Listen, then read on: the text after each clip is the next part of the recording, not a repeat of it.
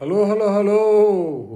న్యాయపరంగా చిక్కులొస్తే కోర్టుల్లో ఏళ్ల తరబడి నడుస్తాయి. ఆ తర్వాత దానికి వాదించే వాళ్ళు ఉంటారు. లూపోల్స్ పెట్టుకుని ఇటు వాదించే వాళ్ళు ఉంటారు, అటు వాదించే వాళ్ళు ఉంటారు. అవి సత్వరంగా తేలేవి కాదు. అదే ఒకప్పుడు రాధా వీళ్ళు ఇటువంటి వాళ్ళు ఉండేవాళ్ళు. ఏదన్నా పక్కన డిస్ప్యూట్ వస్తే వెంటనే వెళ్తే అది ఏదైనా సరే అది ఒక తెగిపోయేది అప్పటికి. వాళ్ళు మాట్లాడేవాళ్ళు కాదు.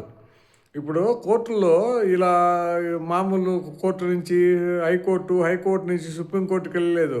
ఈ అన్ని కోర్టుల కంటే గొప్ప వాళ్ళు ఆ పెదరాయిళ్ళు. ఆ టైంలో వాళ్ళ వాళ్ళ దగ్గరికి వెళ్ళుంటే సత్వరం న్యాయం. ఇప్పుడు నాకు మా ఇంటి దగ్గర ఎవడన్నా గుడి చేసుకుంటే దాన్ని లేపిస్తానికి కోర్టుకెళ్తే 10 ఏళ్ళు పట్టుద్ది. అదే నేను చెప్తున్నాను, ఉదాహరణకు చెప్తున్నాను. రాధా దగ్గరికి వెళ్ళామనుకోండి, నేను 70లో చెప్పే మాట ఇది, 70లో చెప్పే మాట. ఒక్క నిమిషంలో పని అయిపోయేది.